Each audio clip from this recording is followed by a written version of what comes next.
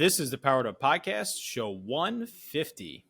Micro interactions that we have, if we screw up a lesson, if we were short with a kid one day, they are inconsequential as long as kids know and believe that you care. I think it's just, stick with the process. I mean, you never know how far reaching things that you think, say, or do are going to affect the lives of children tomorrow.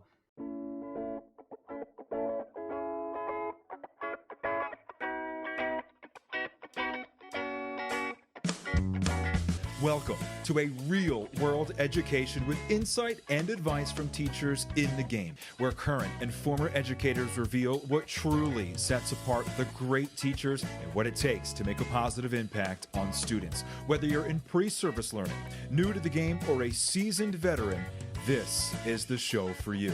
You'll leave feeling inspired to take action because we are powering education by empowering you.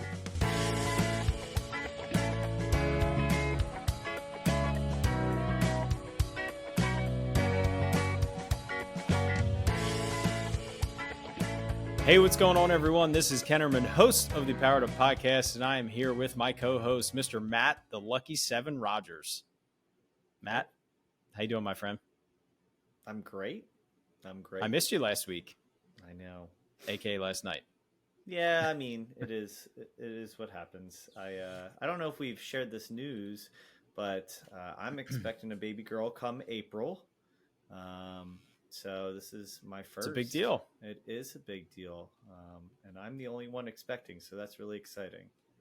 Yeah, I've been waiting to use a dadism in one of your nicknames. So now it's obviously not my news to share. So I officially will be able to debut that soon. Our listeners can look forward to. Oh, I can't wait. Maybe I can dadism all the way till the moment of truth.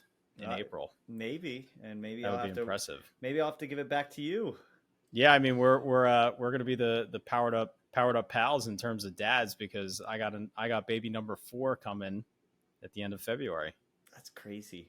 So yeah, very, very exciting stuff. We're gonna have to figure out how to keep the show going. We'll figure it out. If it's on hiatus, we apologize. Yep. It's gonna be bumpy, but there will be more than dogs shaking their leashes in backgrounds for a short period of time, possibly. These episodes might get a little bit shorter. Yeah, absolutely. So we had 2 guests on our podcast tonight, and they were both fantastic. They come from different walks in terms of education. They know each other personally. They've worked together. They're going to be working together more in the future. So we had PJ Caposey, who is a superintendent, and Bryan Wills, who is a school board president and a longtime school board member, and not related to education outside of that. He's an entrepreneur and owns his own businesses. So the conversation really was it was fantastic. I was incredibly engaged out of the gate till the moment we wrapped up, and frankly after we finished recording. Yeah, and I think to target the conversation, as a leader, you are a manager of people. Like that is a big responsibility, and obviously the joy a lot of times of being in this leadership role is having influence that trickles down to students. And we're going to talk quite a bit about a personality test, which most districts do. I know it's involved in our new teacher induction for anyone coming in, as well as a lot of businesses. But actually, Enneagram, which is something I knew from more social media based for light and fun and whimsical ways. But a pretty interesting conversation with both of these guys that have pretty deep knowledge and how they use that information to make strategic and helpful conversation or decisions. They target it in their coaching responsibilities as much as their managing of businesses, which I think is pretty wild. Yeah, it was very interesting, and I will say it comes out early in the show when we start to talk about the Enneagram test. Matt was familiar with it; he's taken it. Him and his wife have done it together. Obviously, PJ and Bryan have decades of experience in using it and supporting other leaders and other teachers and athletic coaches in taking the test and utilizing it as well. I had never heard of it. I really don't know how, I guess. I was familiar with the personality test of colors and the DISC as well. So I will say for our listeners, I don't think there's any reason that you need to pause and educate yourself on what the Enneagram Personality Test is. I think the show does a good job of outlining it. I plan on doing more reading now myself afterwards, but I don't think there's any reason, and I say this as a person that didn't know throughout the conversation, I don't think there's any reason for you to kind of pause and put the show on hiatus before you do a little bit of research. I would let this be your entry point into exposure to it if you've never heard of it. So yeah, it was just a great conversation. So I really don't want to delay it any further with just banter between you and I. So let's check in and hear from Teach Better, and let's jump right into our conversation with people. This podcast is a proud member of the Teach Better Podcast Network. Better today, better tomorrow, and the podcast to get you there. You can find out more at teachbetter.com/podcasts. Now let's get back to the episode.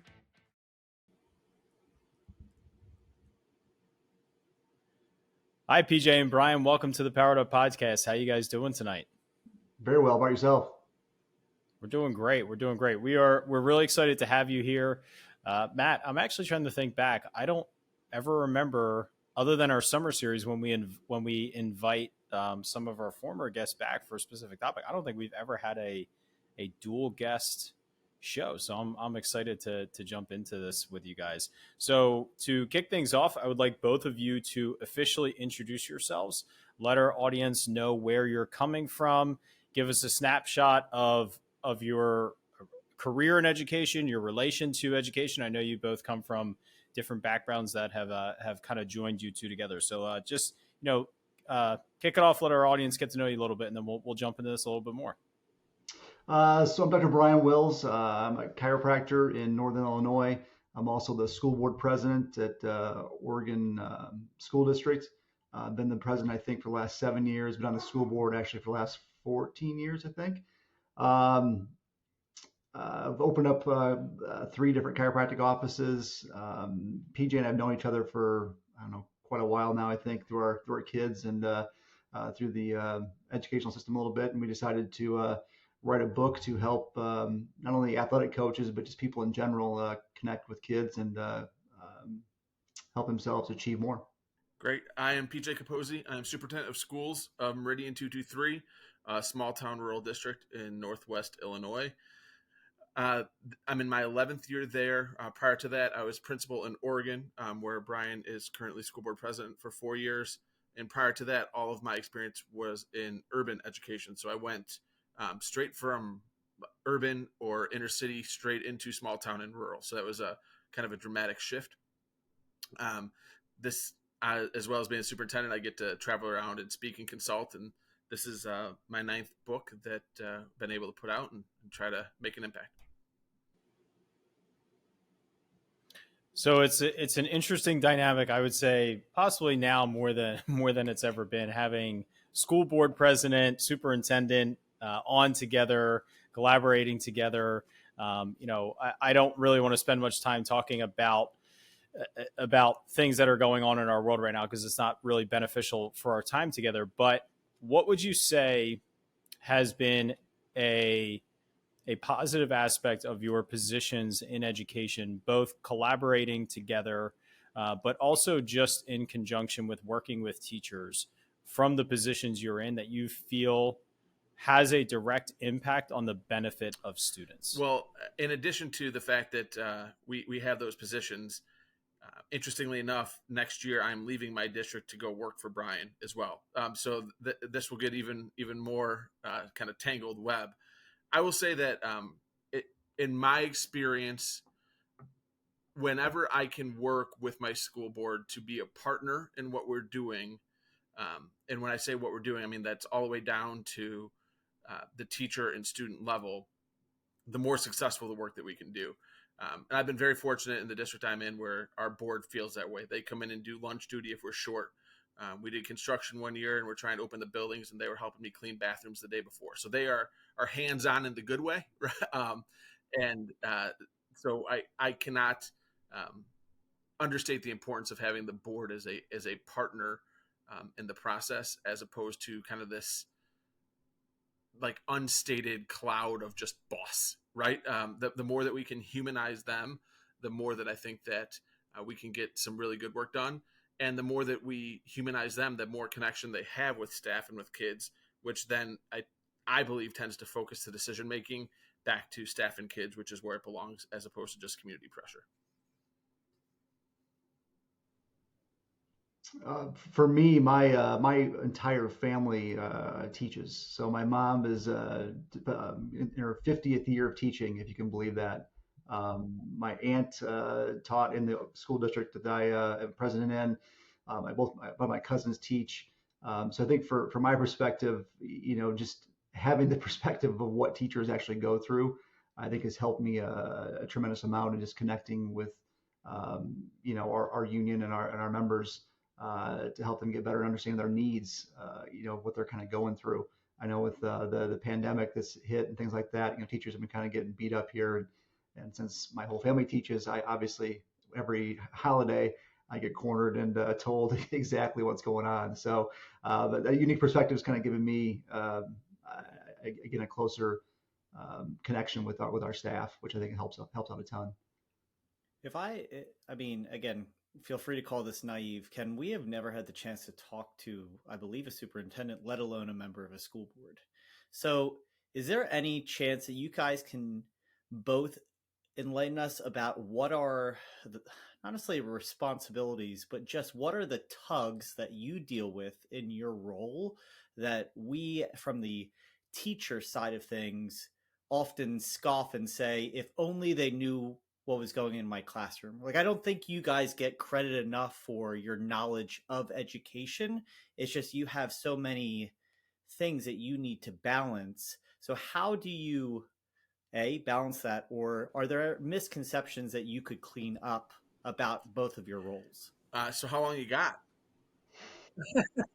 Yeah, I'm sure. Yeah. That's a loaded question right there. Holy cow. And so I'll just jump into it. A real world example from today.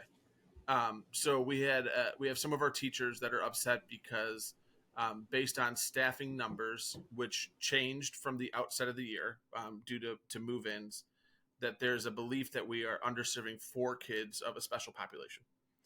And so they were very frustrated that I didn't want to hire a teacher to serve 4 kids.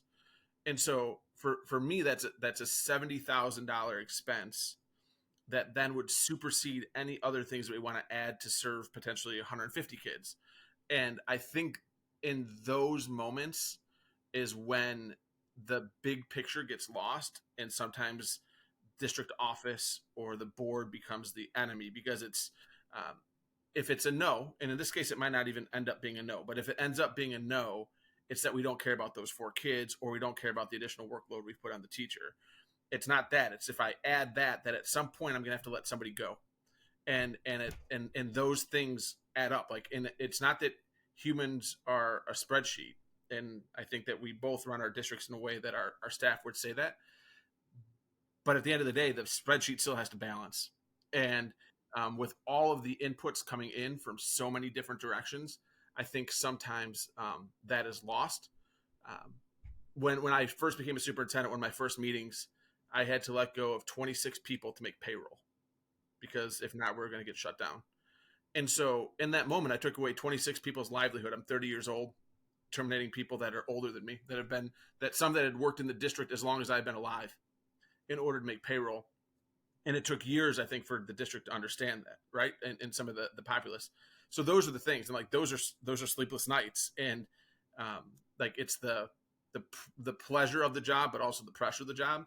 And I just think sometimes I'm married to a teacher. So I when I say sometimes, like, I get it, right? Like, she's like, well, why is this happening? This is stupid. I'm like, well, I'm guessing there's 14 things that led to this happening. And so the trickle down to you may be stupid, and we need to talk about that and figure out how we can get it better. But I guarantee you the plan wasn't just to annoy you. I promise you the plan wasn't. Like, at no point did the board or the superintendent, because she works in a different district, sit down and say, hey, how can we mess with junior high teachers today? Like, that wasn't the outset. And if it ended up being that way, then we still need to talk about it, because sometimes that happens, right? Sometimes that's the best laid plan. It's just never the intent. So, Bryan, I'd love to hear from you as a follow-up. Just a quick follow-up to that, PJ. I'm now an instructional coach, so a lot of my day is spent still in the classroom supporting teachers, but my desk is in district office. I'm in meetings at least once a week with our supervisors, assistant superintendents, with principals.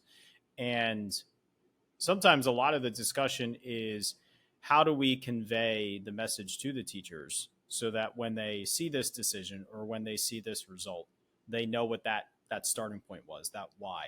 Is there anything in particular that you've done and you've learned over your course as a superintendent and even as a principal that you feel has effectively helped with that proactively a little bit? It's always going to happen, but a little bit that you feel is beneficial for others to think about? For me, the biggest support in that is our union's executive leadership sits on my leadership team. So at every element of, the sausage being made or whatever terrible analogy you want to use, they're there saying, hey, have you guys thought about this? It's just the self-check, because again, I've never met an administrator that just wants to make someone else's life harder, right? Like, it's always for an outcome. But if you're not no matter how open-minded I find people to think they are, and I like to fancy myself as open-minded too, once you're 7 meetings in 6 hours into the plan, it's hard to be truly open-minded about it when you get the first critique. When you're 7 minutes in and get the first critique and somebody goes, whoa, have you thought about how this is going to impact? It's much easier to tweak it at that level. So just having our union leadership, again, to use the word I used before at the board, as a partner in and saying, hey, get where you want to go. Have you considered early has, quite literally saved me tons of time, effort, energy, political capital, because there are things that I really wanted to do that I thought were really smart and really good for kids and really good for staff that would have been a disaster if we didn't tweak them 7 times before we got there. To launch into Bryan, I had a friend of mine who was on a school board for a much shorter amount of time, and I'm sure had a lot less impact than you had. But he conveyed that teaching and education is not a money-making venture. So when talking about budget, it's not like you work a little bit harder and then there's a little bit more bills to pay, or there's more money to pay the bills, you can hire more teachers. There's a fixed amount that's coming in, and you're not really able to increase that besides, being smarter. So from your side of things, how are you managing coming into a meeting that has a huge ripple effect on an entire district? Well, I guess one of the hardest parts of being on the school board is that unless you're on a school board, you really don't understand what goes into it or how the money is spent. So like, I'm an entrepreneur, so I just, if I want to make more money, I just, work a little harder. In a school district, the pie is only so big.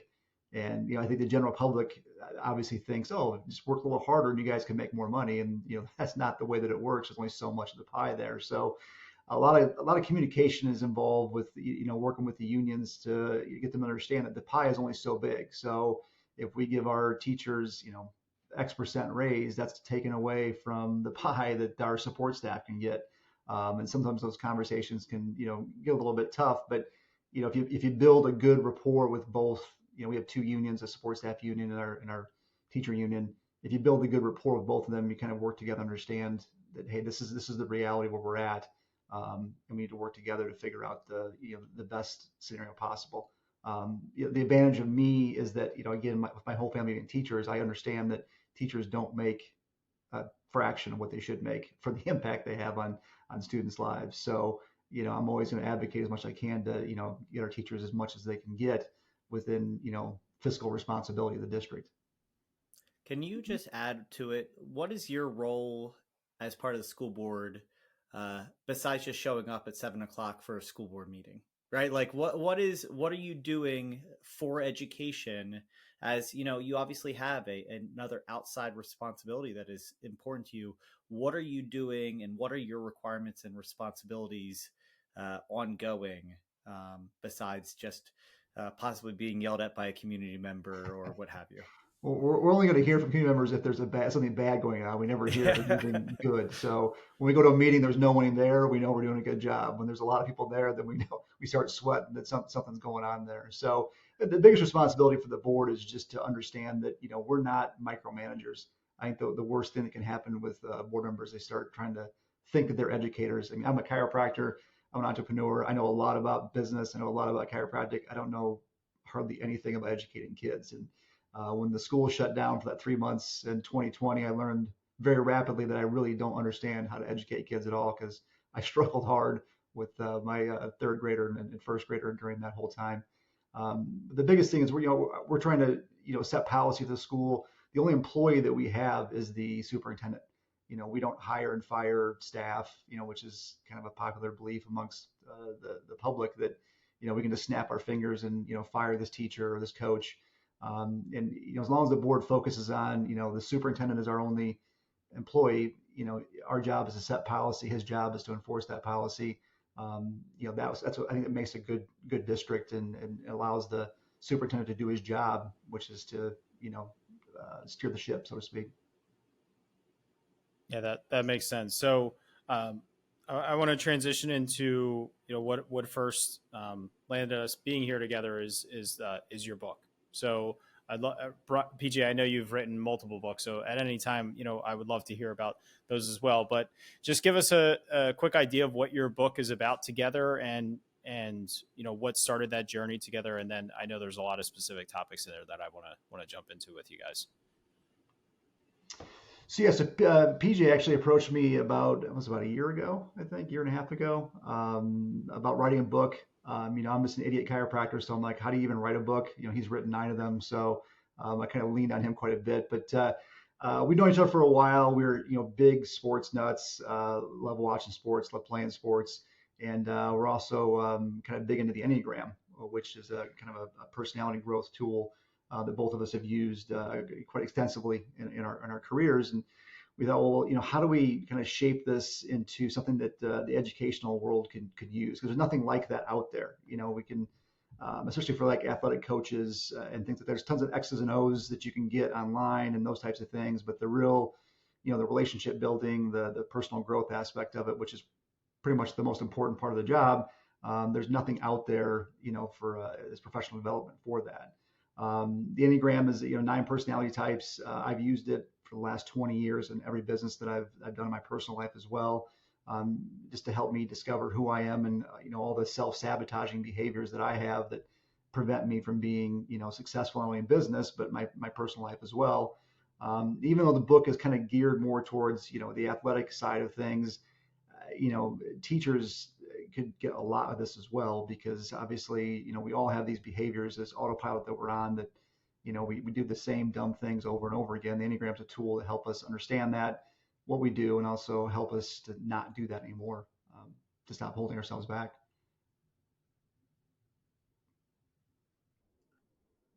Yeah, I nailed it. It's anytime you sit down to write a book, it's a process. Writing a book with somebody else, I've co-written with several different people. It's a test to the relationship, right? Like it either gets stronger or weakens through the process. I think that we found our rhythm pretty quickly, and it went fairly well, as well as it's gone with any co-author I've had. But it's always an interesting process, and I think Bryan is underselling his Enneagram expertise a little bit. So I've leveraged Enneagram and I use it, and it's been very, very meaningful to me at the leadership and professional level. But Bryan is truly an expert in it. And so as we sat down, it was a collaborative effort, but I think he's underscoring his expertise a little bit.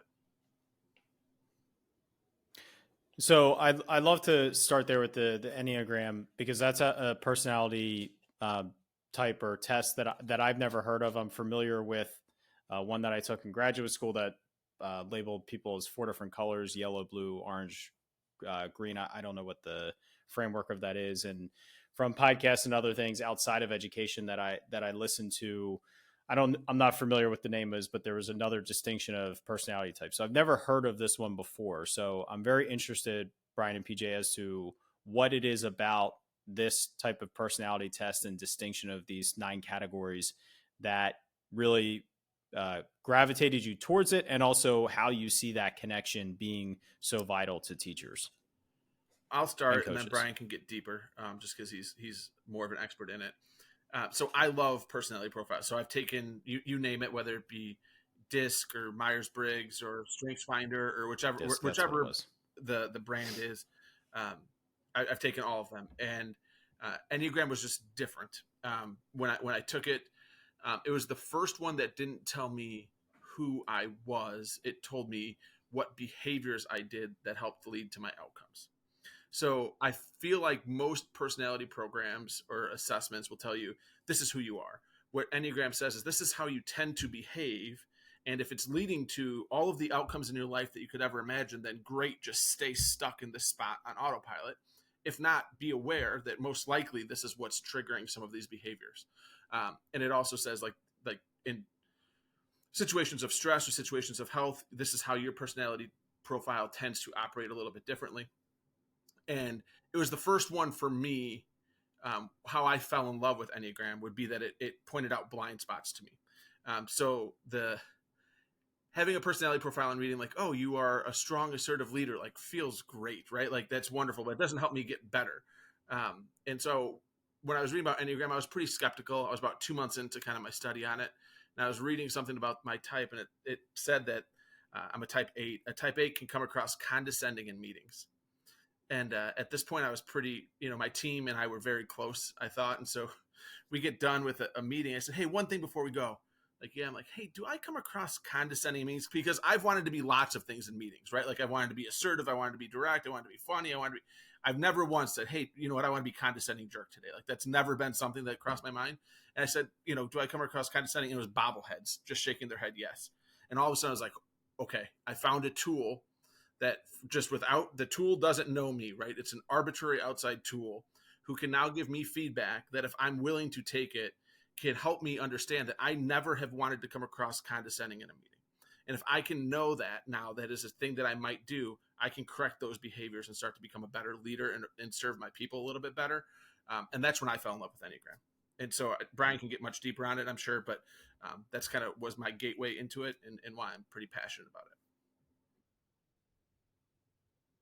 And I'm the same way. I've taken all of the personality tests. I mean, I kind of eat that stuff up. I love the personal growth aspect of it. And the reason that Enneagram really spoke to me is because there's so many different flavors of with the Enneagram. I mean, you do DISC or Briggs Myers, they kind of put you in a box, like you're either this or you're that. With the Enneagram, it allows for flow. Like PJ was talking about, when you're stressed, even if you're a type 8, you're going to act differently than you do when you're healthy. And also you can have different traits of other personality types in that. So it just allows for different flavors of personality types so that we can be like PJ and I are the same Enneagram type. My mentor is 8 as well, but he is a different side of an 8. So if he was on this podcast, he would sound and look totally different than PJ and I, even though all 3 of us are the same Enneagram type. So there's just so many flavors. Just dig deeper into the personality profile. Like PJ said, it really opens up a window of what we do to sabotage our own success.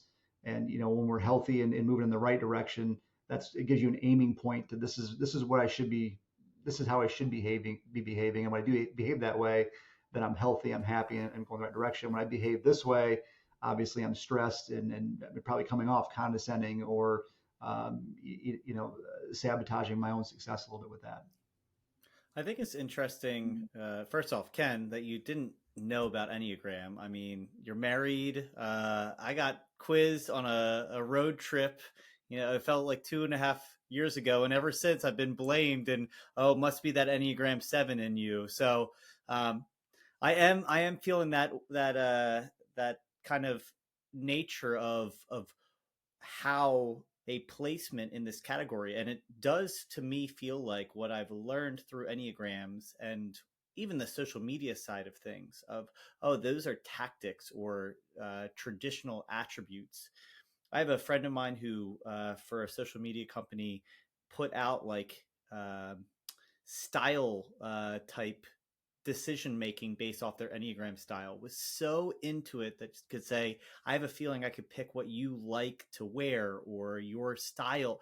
And it's crazy how accurate some of these things are, and how deep makes you almost have this uncomfortable knowledge of someone before you really even know them. You hearing their number gives you so much general feedback that is pretty reliable. And you guys can first speak if you feel that way, but I'd also love to kind of hear, how do you both utilize that in your team building? Is that more individual recognizing the downfalls, or spreading out and having a little bit of each Enneagram type to create a balanced team? So I know that's two very different questions. So I'll go first on this one. So I use the Enneagram to build 3 different chiropractic offices here in Illinois, and before I interview anybody, I always make them take an Enneagram test to kind of see where they're going to fall in that spectrum there. And I've been studying the Enneagram for so long that I'm pretty good at interviewing people and figuring out kind of where their Enneagram type is. And I hire, whatever position I'm hiring for, I absolutely hire for the Enneagram for that position. I can teach, this sounds awful, but I always tell people I can teach a monkey to do anything, but I can't change your personality type. So, as somebody that's 7, like yourself, if you're, kind of the fly by the seat of your pants and kind of running all over the place, I don't want that person doing my books, right? Because I'll go broke in a hurry. I don't want to hire an 8 like myself, who's very demanding and controlling at my front desk, where if somebody's 30 seconds late for an appointment, they're going to get yelled at by the front desk. Obviously I'm not going to have too many patience with that. So, we absolutely put people in positions to be successful based off their Enneagram type. And we even use it with our patients. We try to type our patients as well, because people, speak the language of their Enneagram. So if I'm talking to a patient, trying to educate them about what's going on with them and what they need to get well, I need to make sure that I'm speaking their language. If I'm talking to PJ, then it's going to be very fast, quick, short conversation to the point. If I'm talking to someone like my wife, who happens to be a 6, then it's going to be a much longer conversation, and I'm going to have to give her some space to make a decision. In doing that, it's just make things so much easier from a business perspective, and even from the board. We always have everybody take the test on the school board as well, because if we're going to communicate about some big issue, I want to make sure we know where everybody's coming from. From their personalities. So our experience in my district has been a little bit different. When I introduced Enneagram, I didn't want to force it on people because it feels intrusive, right? Like if you're not ready for it, I just felt like it was going to be a lot. And so introduced it to my leadership team, had everyone take it. And I said to them, like, if you guys are into this, I can help you coach you if you allow me to through this lens. If you're not into it, then we will never speak of this again, essentially was how it laid out. And so really, like, one of my 17 direct reports took me up on it. And so I was like, all right, this was kind of a dud. Now, internally, was I figuring out their behavioral practices and what they kind of lent through type-wise? Yes, even though I always warn and caution that trying to type people is dangerous. But about 3 years after that experience, one of my principal's sons came back from college and was on fire about Enneagram. She's like, hey, didn't we do this? I'm like, yeah. She's like, can we do it again? I said, you can bring it up. I said, but I promised everyone I wasn't going to bring it up again. So she brought it up. And then all of a sudden, everyone caught fire with it. There was just a lot more trust with the team. I think people were ready to be a little bit more vulnerable. And from there, the teachers caught wind of it. So now pretty much everyone in our district has taken it, but it's all been voluntary. We haven't made anyone take it. Now, when we're hiring people at what would be our executive level, I have them take it, but I don't use it in the way that Bryan does, where I'm looking for a type. What I'm looking for to see is that the person is self-aware enough to understand who they are. So if they're giving me answers that are incredibly direct and short, then like my head saying, this might be an 8, this might be, and if they're saying no, like all I care about is risk management or whatever, like it might be a completely different. So I am just checking to see if there's self-awareness, whether I have all types on my team, except for a type 4. I don't have any type 4s. And we're successful, right? Like, and now that hasn't been intentional, but I will say, like, I love being around 8s. 8s tend to like being around 8s because we're direct, it's quick. But if I had a whole district leadership team of 8s, we'd run this thing into the ground. Like, it just wouldn't work, right? Like, so there is some self-awareness about that, but I think that would come out in an interview anyway, right? Like, you can't have a bunch of bold, decisive, controlling, authoritarian, like, leaders in a room. Like, it's just not going to work well collectively. Now, 2 is one thing, but 12 is a different. So that's a little bit of our experience with it.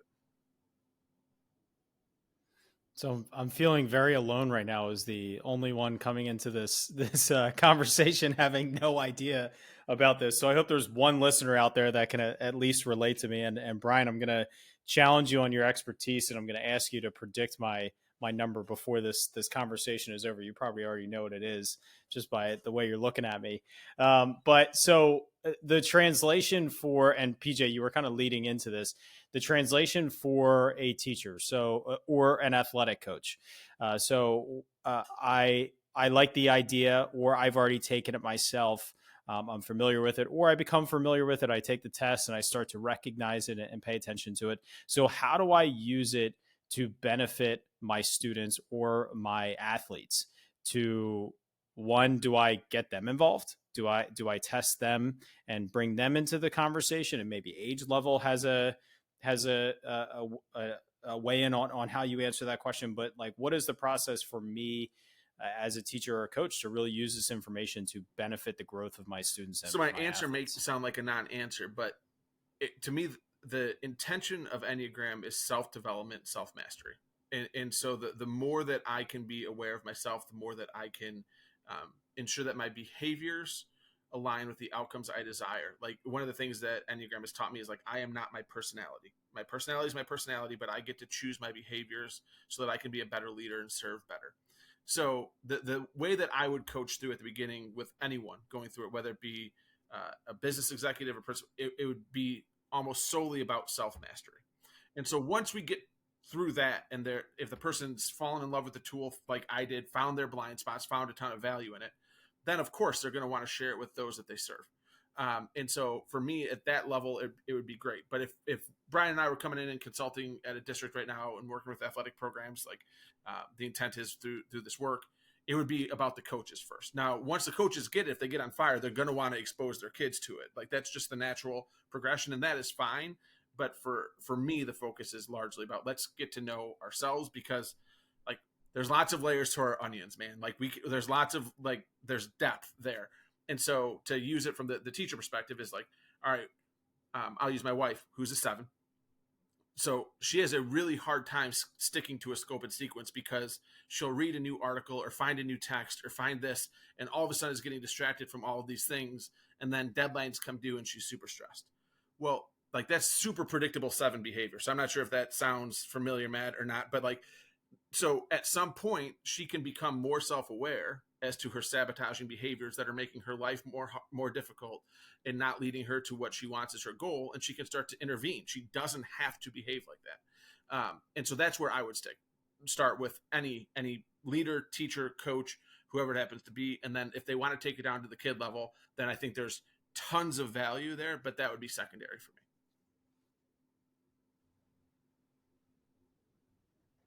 Yeah, one of the things that I've been thinking a lot about lately, I've as far as from the Enneagram perspective, and I can't remember where I heard this from, but basically the higher level you go in like competition or business or your profession, the less important that talent is, because the higher up you go, everybody's talented, right? So we have a lot of teachers, or we've had, I think, 3 in our district, teachers that have become administrators and then gone back down to teaching after a few years because they just couldn't do it, right? So when they got up to that administrator level there, a lot of the habits and behaviors they had when they were teachers wouldn't fly, but they weren't self-aware enough to understand that that's what was holding them back, and they ended up burning out. So they just went back down to where they were comfortable at. If you use it from an athletic perspective, I played college football, just some small Division III school. But when I left my high school, I was the biggest, fastest, best football player in our school.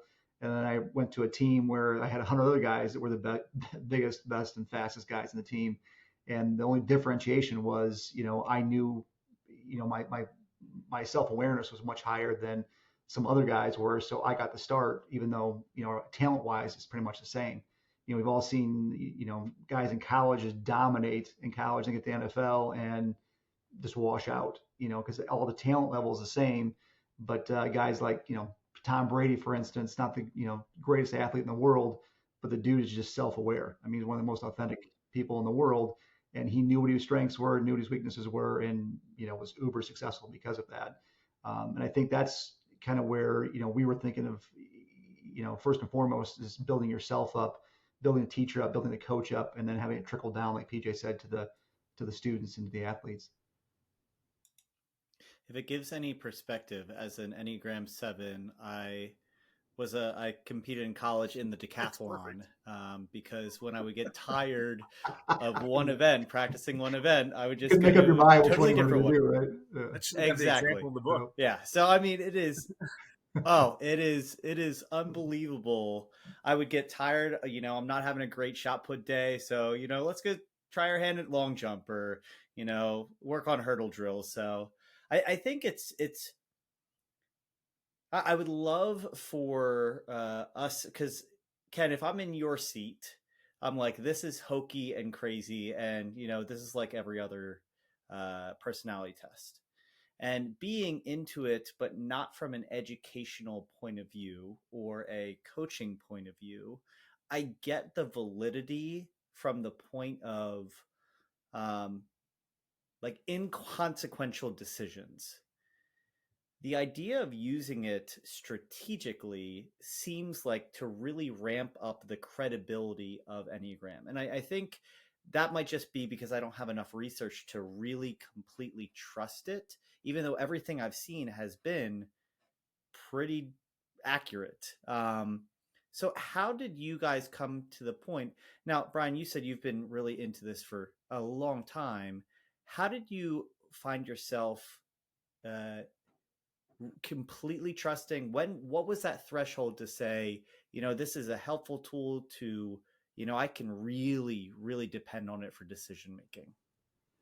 So I think what struck me is, again, 20 years ago, I was kind of introduced to it, and I've been married for 21 now. So my first year in marriage, I did not have the advantage of the Enneagram. And like any new relationship, we'd have disagreements and things like that. And then when I got introduced to it, the gentleman that introduced me to it met my wife and I, and said, I bet you guys, when you guys argue, you argue a lot about X, Y, or Z. And we both kind of looked at each other like, how the heck do you know that? Like he would kind of just reading out what we were doing there. And I really noticed it probably about a year into studying it. My relationship with my wife went to a whole different level. My wife's a 6. So, as an 8, I'm a ready, fire, aim type of guy, right? I'm making decisions pretty quickly.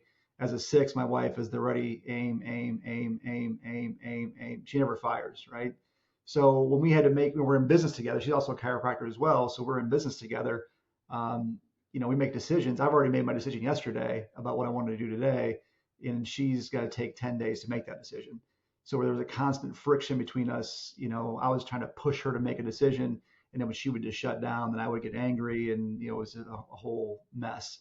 And then we started realizing that, I just need to let her know how I feel, and then back off and let her, ruminate on the whole thing.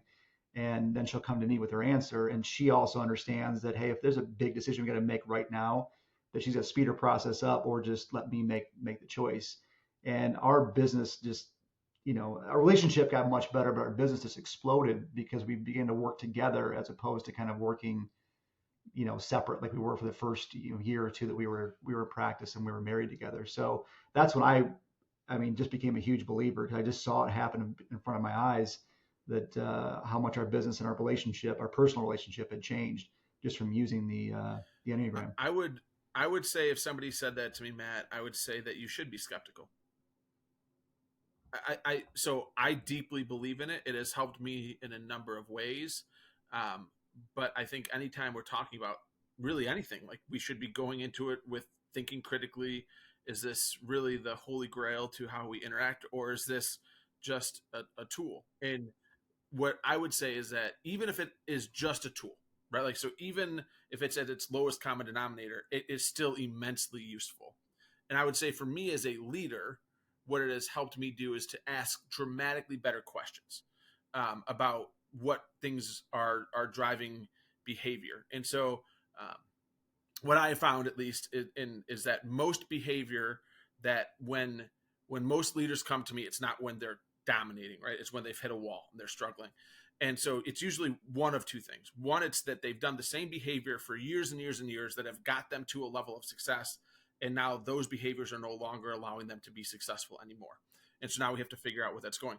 This has been, again, whether it's an executive in the private sector, a principal, a teacher, whatever it is. Like, I've done this. Like, we hear it all the time. The kids have changed. Well, what teachers are saying is like, I've done this before and it's been successful. It's not successful anymore. And so it's helping them figure out what behaviors they are reliant on unconsciously. Like, why are they behaving this way? Are they thinking through critically what they're doing? So that's the first kind of realm of which I would want to walk people through if they were skeptical. The second is just simply this. I believe a lot of people, when they're running into those walls, it's their behavior is based on something, but they can't quite articulate what it is. And so most of that is out of a certain type of fear. And so for me, it's allowing, now I won't ever typically ask them, well, what are you afraid of? Right. But I can ask the questions, be like, what is motivating? So like for me, my biggest fear is not to have influence or control over my own environment. So whenever I feel like that is stifled, then I become the worst possible version of myself. Right. And so knowing that now, when I'm working with an 8, I know that I have to provide them some level of autonomy in order to elicit peak performance in them. Now, to go to your original question, is there a danger in that? No. Right. Like if I make the decision to say, hey, this person needs more autonomy, and that wasn't the right personality profile, or it didn't quite work for them, or autonomy is not their love language, like, is there any real harm in asking better questions and giving people maybe more free? Like, so for me at the strategic level, it's human to human. I know that I've become a much better coach. And the reason I know that is, like, of my direct reports, 17 direct reports, nobody's left in a decade. Right. And we've had a lot of success. So like, I think it's working, right? Like the method is tending to work. And so I just think it's a very potentially high reward, low risk mechanism tool that you can use. Does it fit for me as a framework through which I see human interaction? Largely it does, but it doesn't mean that I'm adhered to it blindly. I still believe in it deeply. I still am cynical and skeptical of all things when it says they can be used for X, Y, or Z. I think that's really powerful. And the last question that we ask, we have a standard 4 questions that we end our show with is going to kind of hit on this. And it's at the very minimal, like you said, applying it to yourself. It's self-improvement, or it's just creating more self-awareness. And I think so I was working with a new teacher a couple of weeks ago who reached out to me to set up a time for me to watch him teach. And then he wanted me to come in and offer some ideas and then lead a couple lessons for him to watch. And this is all usually part of the new teacher plan, but sometimes it takes longer to get to those new teachers. And this year we have more new teachers. And so I was really impressed with this teacher reaching out to me. And one of the things I said to him, I said, if you can be reflective in your practice, you're going to be a great teacher, because a reflective teacher is one that is evaluating what they're doing, how they're interacting with students, and continuing to improve. And that was, I think, my best attribute as a classroom teacher, was my ability to be reflective. And just thinking about this idea, not only reflecting on my instructional style and the way I'm organizing materials and the way I'm differentiating for students. There's so many things to reflect on as a teacher, but also evaluating how I am carrying myself as a person and how I'm using these traits that you're outlining, my strengths and my weaknesses, and how I act when I'm in good health and in bad health. So it just gives us a bigger picture to be able to use that reflective practice as a teacher. I think that's so powerful. And then if you can get to the level, like Bryan and PJ, you're talking about being able to recognize this in people, whether or not you're taking that personality test, knowing how to just address a student who's having behavior problems in your classroom. If you have some idea of their number, if they need that autonomy, right? That's not always the thing we go to for a student that is a behavior problem in our classroom. Giving them more autonomy is not a common practice for a teacher. But if you have an inkling that kid's an 8, it sounds like that might be exactly what they need to address that behavior concern. So I can really see how this can have a ripple effect in our ability to support the growth of our students, because it's not just about the content and the curriculum, but it's about setting them up for success, and recognizing that, I think, is so important.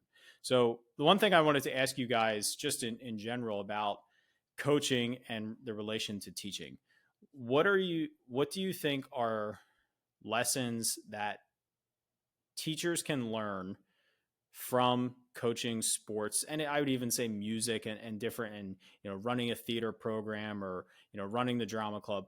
What can they learn from leading those types of teams and organizations that you think recycles back to the classroom and has such a great impact on how they work and how they interact with students in the classroom? I'll not answer it at first. I'm sorry. Give me 1 second, PJ, just to kind of follow up with what you're talking about there, that teacher that asked, for that feedback. I think one of the biggest things that we haven't touched on tonight about the Enneagram, though, is that it kind of makes you, become vulnerable, right? Like allowing yourself to be vulnerable, to get feedback, I think is huge. Once you start understanding some of your self-sabotaging behaviors, it becomes easier to ask, becomes easier for me to ask PJ, hey, give me some feedback on this. How am I doing on this stuff, without fear that he's going to be, making fun of me or whatever. I can just accept that feedback. And I think vulnerability is a huge, huge thing that is a buzzword right now, but it really is the key to being successful as a coach.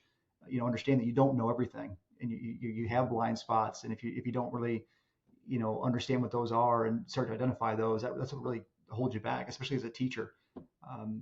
If you keep making the same mistakes over and over again, you're never going to get any better. Yeah. So to not answer your question, then get to answering your question, Ken. So one of the reasons that I was really excited and wanted to write the book and approached Bryan about it is, at the end of the year, I do exit interviews with each of our seniors. And one of the questions I ask them is, who had the greatest impact on you? And a disproportionate amount of responses were coaches, and not all positive, because it wasn't who had the best impact on you. I'd say who had the greatest total impact. And so it came to me like, okay, our coaches have this disproportional impact. I am the leader of this school system. And essentially, if somebody passes a background check, I give them keys and tell them good luck. Right. And so, like, we're doing nothing to help support them, even though these people are having a disproportionate impact on the kids. And as a former athlete, right, like, I know that if I had a really rough game, I brought that back into me first period the next day. Right. Or if my coach chewed me, like, so all of those things played together. And I felt so, like, almost ashamed that I hadn't considered this more as to what we're doing to help serve our coaches. So that was kind of part of the impetus. So I truly see that it's like, if we believe in whole child, right, like, we're whole school as well in terms of trying to interact. The two things that I think I would hope that people see from the coaching world that they would bring back are, one is that everything in the coaching world is visible, right? There's wins and losses. There's like, everything is out there. And I feel like sometimes teaching gets to be very, very, very private. In fact, when my mentor teacher in Chicago Public Schools told me that teaching would be the second most private thing I ever did. So you can put your mind where the first one is, right? Like that's what I was told by my mentor teacher. And so we tend to be behind closed doors compared to open up. So what would happen if we open up? So Ken, as an instructional coach, I would imagine, and I don't know your district at all, but I imagine there's some teachers that are really hesitant to have you come in and watch, right? Like, that you have to say, hey, we're doing a coaching cycle. It wasn't an option. We're in, right? And so think about how different that is compared to Friday Night Lights or opening up the gym for volleyball or for wrestling or whatever the case is, where everyone's there. The second thing is that I would hope for people to take is that if you were in band, choir, theater, sports, whatever it happened to be, typically when we think back of our fondest memories of whatever that activity was and or our favorite coach, it was the person who pushed us the most and believed in us the most. And I wish that that's what we would take back, is like, demanding excellence from our students isn't going to diminish relationships. It just isn't. And in fact, a lot of times seeing people for greater than they are, to me, is the essence of leadership and the essence of relationship building. And so that's the two things that I would hope would kind of correlate. When you look at that kind of holistically, that's exactly where the book finds, because this is just about human interaction. Like, our job, to me, is the most human of all industries. And so what we have to do is figure out, as humans, how do we connect, and how do we better serve each other, and how do we help people like as leaders or as educators, how do we help other people get to where they want to go? And if I can help facilitate by providing a tool or articulating a tool that has worked for me to assist that process, then that's kind of why I felt called to try to write this book. I love what you just said about demanding excellence, because when I think back to what has impacted me most in the things I would say are successful in my career in education and related to it, it's my experience as being a college boxer for 4 years. I don't think back to any education class I had, and I went to a good university, but it's the lessons I learned in that gym with my teammates day in and day out, and stepping into the ring and traveling together and all those different things, and it's the same when I think back to my K-12 career as well. And demanding excellence is something that is not said enough in the classroom. But when you go into classrooms where teachers have extremely high expectations, it's palpable. I mean, you can see it right away. It's the way the students walk in, the way they interact with each other, the way they approach work. The conversation of, is this graded or not, is never a part of the classroom. And it's really difficult for me to help to help teachers with that question, because I get it all the time. What do you do when kids don't want to do it? What do you do when kids only want to do the work if it's graded? And it's difficult for me because, one, I'm supporting teachers in the secondary world, and I taught fifth grade for most of my career, so I didn't have that as much. But also, I think I had extremely high expectations for my students as well, and so it's something for teachers to, I think, reflect on. And I think. And I'd love your opinion on this before we jump into our exit ticket. Do you think there is a way to demand excellence, a successful way to demand excellence in a classroom out of your students? Or do you think the way we demand excellence from our students should really pair with who we are as a person? And I guess what number we are, 1 through 9. So I think... So I think it's like the worst kept secret in every community, because in your district right now, and of course don't say it, right? But you know who those teachers are, or teacher, or 4 or 6, or whatever that cadre is. As soon as I walked into the district that I serve now, everyone's like, well, it's this teacher, and this teacher. And it's very clear. It's not necessarily the kid's favorite teacher, but at the end, when they graduate, yeah, this was the best one we had. And when they come back at 20 after 2 years of college, like, thank goodness we had this teacher. Right. And so, like, we know who those teachers are, and we know that it's possible, and we know that they're revered, and we know that those are the ones that become legends, but somehow we still don't all want to be that. It's a very weird, like, dissonance that approaches it. I don't think that depending on your number depends on the level of expectation that you're going to apply in your classroom. So for me, like, I think the holy grail is just like, hey, kids need to think critically every hour of every day, and we have to make sure that we're doing that. If we start there, that's our stepping stone to get to rigor. The second thing is, like, the best teachers I know have some level of academic arrogance. Like, they truly believe that kids must learn what they're teaching in order to be successful. And, like, I think when you get a worldly view, like, what was the determining factor of who won the Battle of Bunker Hill probably doesn't matter. But I want a teacher to really believe that it matters, right? Like, I want them to be so into it. And so I think that naturally lends itself to some higher expectations when you have that belief that this is vitally important for success in the long run. I think some of it has to do too is this. I don't know. Maybe this is just the old man of me talking, but in this day and age, everybody wants to be liked, but nobody wants to be loved, right? Like, there's some teachers I really loved to have, some coaches I loved. I didn't necessarily like them every day. Like, some of the things they made me do, some of the assignments they gave me, some of the grades they gave me. But, again, like PJ was saying, they loved what they did, and everything they did for us was, out of the love of education, getting us to learn. They weren't necessarily, concerned if we liked them at that point in time. And I think sometimes teachers nowadays struggle with that. They want to be liked by the students and not just, be passionate about and love them up a little bit. I think this conversation could lead a lot of our listeners in many different ways, right?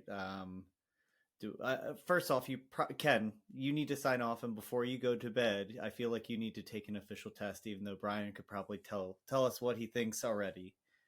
But what is that next step? What would you suggest, whether they do not have perspective into Enneagram, or they have it from a niche personal interest reason, of the first few steps, and maybe those are read your book, and you're welcome to say that. But what are some of those first steps that take it from, wow, this feels beneficial, I could see how it connects to leadership and coaching and connecting to students, and give them to that launching off point, because there are so many rabbit holes you can go in.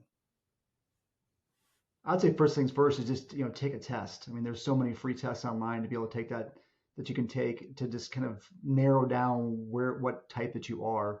And then obviously, yeah, I mean, reading, a book like ours, Cracking the Coaching Code, gives you a little bit more depth into, what each type is and kind of what those behaviors are to be on the lookout for.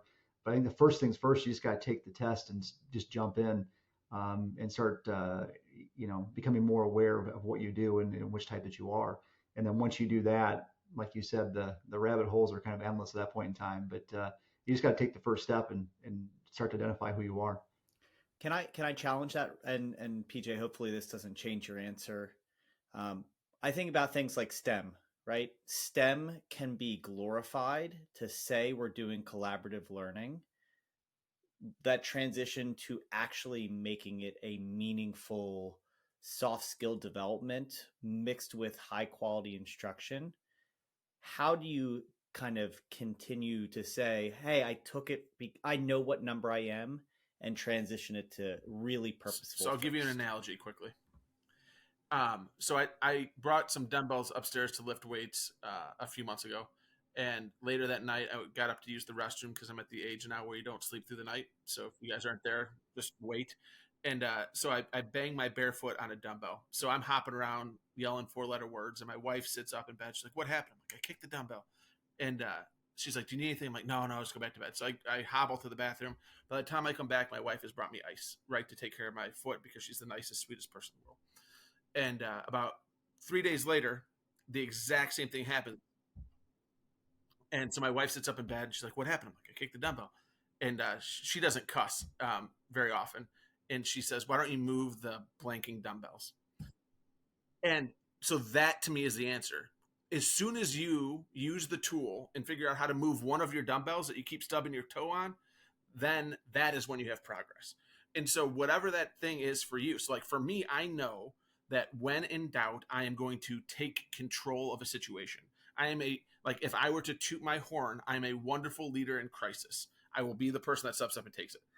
The bad news for me is that like 98% of the time, there's not a crisis, right? So like if I'm trying to take control of every room, every time, then I am not simply going to be effective. So when I started to be able to recognize that, then I was like, okay, I'm onto something, because I had this self-defeating, self-sabotaging behavior, this dumbbell I kept kicking, that all of a sudden, because I used this tool, I became self-aware enough, or increased my self-awareness so that I could start to become a better person, a better leader, a better husband, a better father. And then I was like, all right, now we're cooking with gas.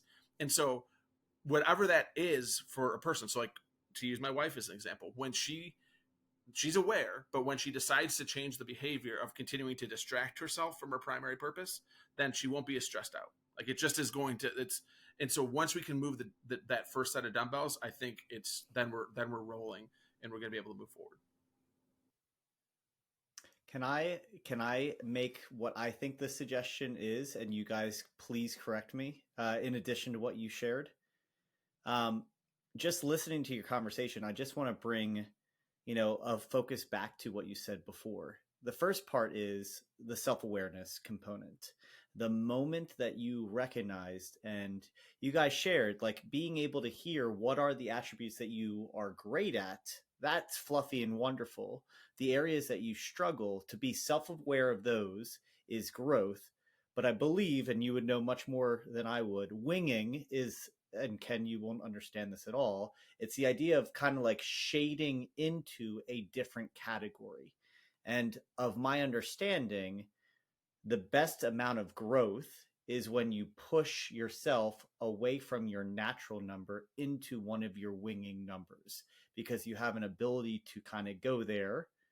So that combination of, self-awareness, but also, expansion of yourself and not always falling into the same rut. Please correct me. I know it. I'll from jump a in different quick, and then perspective. Bryan can give you the more technical answer. The way that the thing that when I was learning the directional and trying to understand it the same way that you're articulating it right now, Matt, was I read a single line that kind of flipped it for me, and it said that when you're at your all-time healthiest, you're liberated, and that means essentially that you're liberated from your personality and your predisposed behaviors. And so what the goal is that as you continue to move and you're in a healthy emotional state and you're at your heightened level of self-awareness, that truly you're situationally aware and you're going to adapt to create your behaviors to match the outcomes that you want to provide, or to be the best possible husband, father, leader, etc.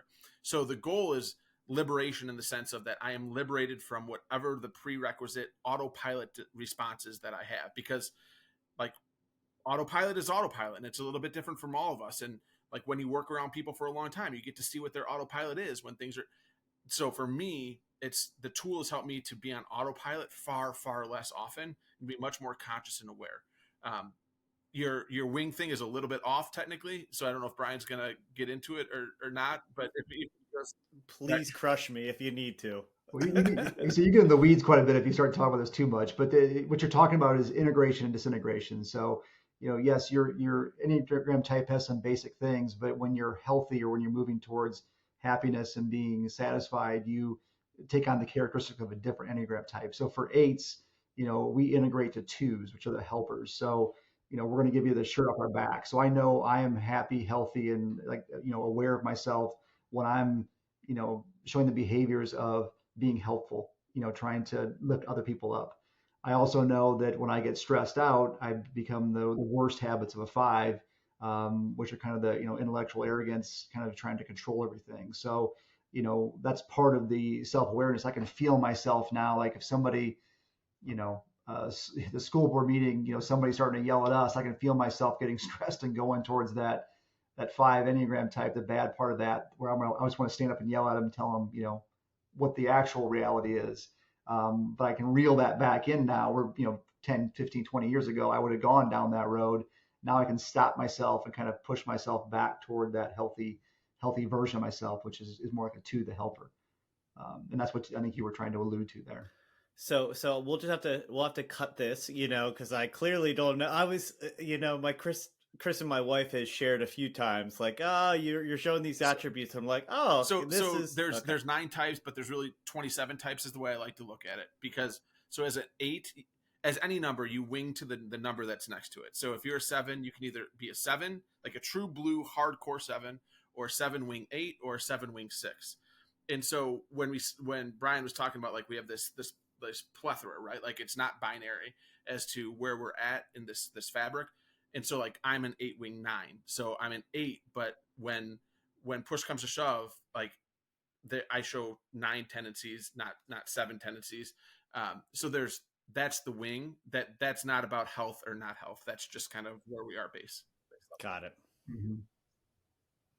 Matt, we won't cut the part where you tell me I won't understand what you're talking about, and then you were wrong afterwards. That'll leave the program. That'll be the first thing you put in there. Yeah, exactly. So I've really, really enjoyed this conversation. I don't want to cut it off, but I do want to be cognizant of everyone's time. So we have an exit ticket, which is the same 4 questions we ask every guest every week. So I'm going to throw it to the both of you. First question. As 8s, I assume these are going to be direct, I'm quick also answers. tell you I hate exit tickets. Just saying. Well, do you want to rename? Do you want to rename the segment for us? Exit tickets. My experience, Ken, you as an instructional coach, you'll see this. If I'm in the classroom, I observe it. Somebody's like, "Hey, I give an exit ticket. How'd it go? It went well. Well, why? Well, 21 or 27 got it right. Like, great. What if it was 22? Well, what do you mean? What if it was 20? What would you do differently? And the answer is almost always nothing. If the same teacher gave the exit ticket 5 minutes earlier, so it wasn't actually an exit ticket. Most teachers go like crazy to remediate in the last 5 minutes. So I'm pro formative assessment in the form of that normally takes on as an exit ticket. I just encourage it 5 minutes prior to the bell because I think it actually leads to change. If we're going to collect things and get data and not change, there's no point in collecting it. I 100% agree with that. And ironically, I sent an email today. I was interacting with the teacher as a follow-up to the in-service I ran yesterday, and she was talking about doing ticket in to assess and group her students.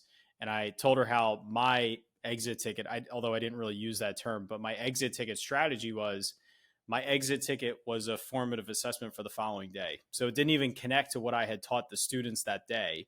It was to prepare me for the following day. So I like to look at how the end of class connects to the beginning of the next class for really exactly what you just said. So for the last segment that we're not going to name of our show, first question is, what is the best thing a teacher can do to make a student's school experience better? Are we doing it in order? I'll start. Either one of you can Kids jump in. Kids are amazing BS detectors. So care deeply in your soul. Exactly. You good with that one, Brian? Yeah, that's 100% accurate. 100%. Perfect. So the next one is just the best piece of advice that sticks with you.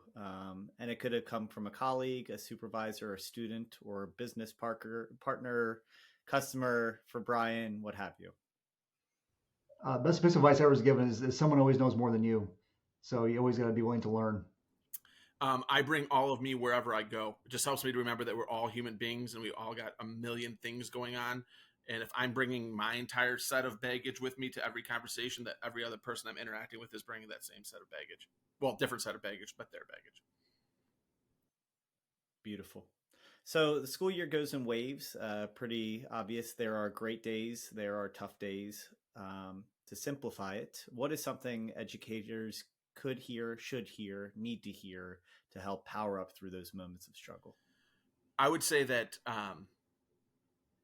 and I just sent this to the people I coached the other day, is I just encourage people to reflect back on the hardest thing in life that they've overcome, and then to take 2 seconds to put that in perspective to what seems hard on a daily basis. And for the vast majority of people, the vast majority of times, what they've already overcome and come through is far more daunting than whatever the hard day was. And that it will go there. I think we have the most important jobs in the world. I think that's an awesome opportunity, but an incredible responsibility. But the interesting thing is that we have so many interactions that the micro interactions that we have, if we screw up a lesson, if we're short with a kid one day, they are inconsequential as long as kids know and believe that you care. I think it's just, just stick with the process. I mean, you never know how far reaching things that you think, say, or do are going to affect the lives of children tomorrow. You could be thinking that the whole year has been terrible, and by the end of the year, that was the best year ever had. So I think people tend to focus too much on the negative as opposed to just putting their head down, keep grinding forward. That's great. So the last question, it's easy to fall into facilitating a repetitive classroom. What do you think separates the teachers who are the ones constantly seeking to change, innovate, and adopt new teaching strategies? 2 things for me. One is it alludes to what I said earlier. People that when they collect data, believe that any data we collect in the school system should inform adults on how they change their behavior. When we collect any type of data that we're looking at, if it's not about adults changing their behavior, we're doing it for the wrong reason. And then second is just simply asking ourselves the question every single day, is the pedagogy we're using directly, did we thoughtfully match it to the content, or are we just doing what we're comfortable with? Just simply asking that question, I think, makes a world of difference. I think, like we talked about before, just love what you do, just care. If you love what you do, you're going to constantly innovate. I've changed my practice 16 different times in 20 years because I love what I do. I'm constantly learning, constantly doing what's better for the patient. And I think, if you love what you do, teachers do the same.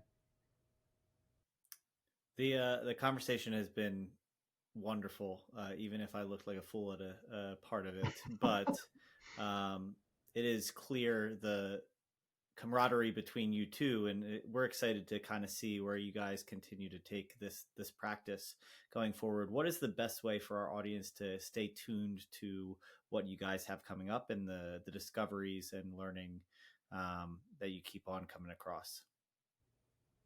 We have our website at crackingthecoachingcodebook.com. It has a lot of our podcasts we've done, a lot of the writings we've done, and kind of our upcoming speaking engagements that we're doing as well. Yeah, and I'm all over social at MCUSD Soup. For the remainder of this year, it'll change to OCUSD Soup next year. And my website is www.pjcaposey.com. And same thing, it's got links to hundreds of articles, podcasts, speeches, etc.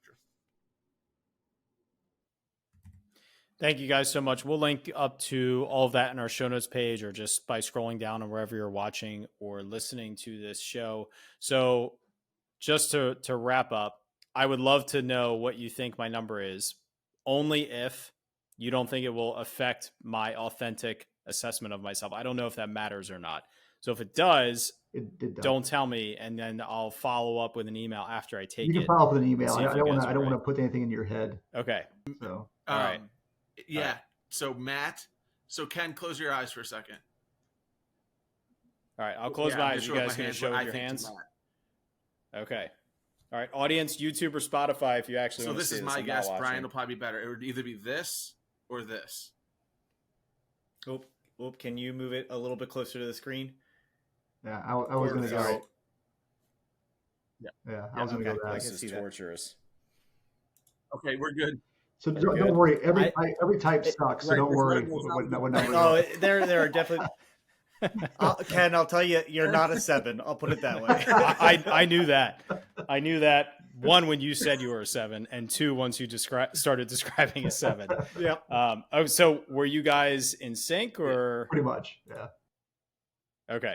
All right. So, and a follow-up question to that I also want to link in our show notes. You reference there's hundreds of places you can take this online. Is there a particular online test or website that you would recommend our listeners and myself go to that you think is the best or the most authentic? Or all of the free ones are going to be relatively similar in it. If you're willing to spend $10, there's a really kind of more statistically valid one at EnneagramInstitute.com.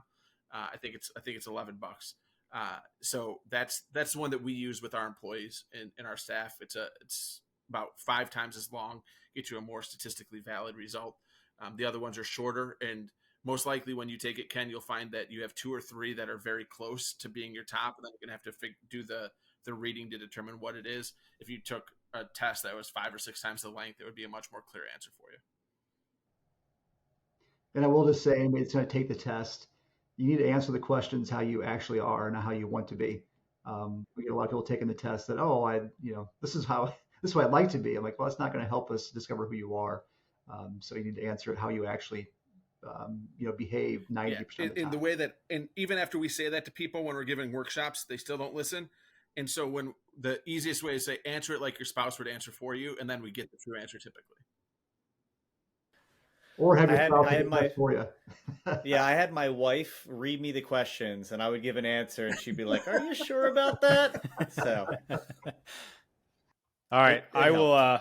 I'll do the full test for the true result, and if I can get it done before I publish this podcast, I'll jump back on and record by myself and announce my answer compared to what you guys said. But I will follow up with you guys via email regardless. There is no excuse, and Ken. Let you know. You better. Oh, you know I will. You know I'm going to follow through on that. So seriously, guys, thank you so much. I've loved this conversation. I appreciate the information you provided. I would highly encourage our listeners to check out the websites, check out your book. I'm going to be doing the same with the book definitely after this conversation. So thank you so much. And thank you both for what you do for education. Knowing there is a superintendent who is writing books with a school board president on this topic specifically that benefits coaching, benefits teaching, and just now sitting on a podcast in the middle of the night with 2 teachers that you've never met before just speaks volumes to who you are and what you're doing for education. And having leaders like you in public education is so valuable and so important. So thank you so much. And your districts are clearly very lucky to have you as a part of their program for as long as they have. So seriously, thank you so much for that. So Matt, why don't you take us on out of here? Powered down this episode. Without a doubt, you guys have left us feeling powered up. Thanks for the time, And to everyone else, we look forward to the conversation next week. We'll talk. Hey, listeners. So as promised, I'm jumping back on here. It is now 11:15 at night. We just finished recording with PJ and Bryan. Matt and I have finished recording our intro. I went right to taking the official test for the Enneagram test. I went right to the Institute. It is $12. I'll link up the test as well in our show notes page. So if you were not watching and you were only listening, PJ had predicted me as a 6 or a 1. Bryan had predicted me as a 1, which is titled The Reformer. After we ended our recording, PJ did say, based on what I had said at the end of the podcast, after he had guessed, that he would actually change his guess to exactly what Bryan had said as well, as a 1. So I just took the test. Again, first time doing it. And my top number came in as type 8, titled The Challenger, with 29 points. Type 3, the Achiever, with 24 points. And type 1 came in at 3rd, the Reformer, at 18 points. So I emailed the results over to Bryan and PJ. I sent them over to Matt as well. So just to follow up for you there. And I'm also curious, I asked them, I've never looked at these scores before. Not sure what this spread means. Is 29 and 24 close for your top 2? Is that farther away for your top 2? So I'll be curious to learn a little bit more about that. And I'm sure I'll be able to get that from their book as well. So thank you as always for listening. I thought this was a fun way to end the podcast here for us. Have a great night, everyone.